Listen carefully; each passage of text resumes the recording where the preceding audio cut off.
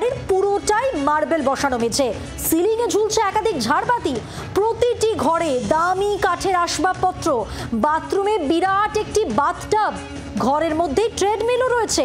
দক্ষিণ 24 পরগনার নোদাখালীতে চুরির তদন্তে এসে চোরেরই বাড়ি দেখে একেবারে চক্ষু চড়ক গাছ হাওড়া গ্রামীণ পুলিশের।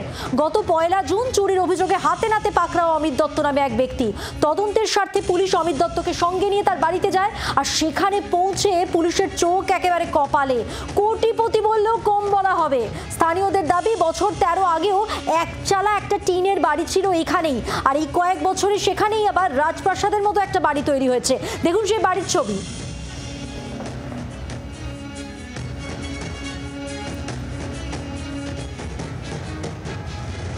কি কাজ করে সেটা মানে এখন তো জানা যায় না। হ্যাঁ, এই এখন এদানি করে মানে ঘটনাটা ঘটে গেছে, তখন লোক সব কি কাজ করে সেটা মানে এখন তো জানা যায় না। হ্যাঁ, এই এখন এদানি করে মানে ঘটনাটা ঘটে গেছে, তখন লোক সব বাংলার আওয়াজ, বাঙালির আবেগ, জি 24 ঘন্টা।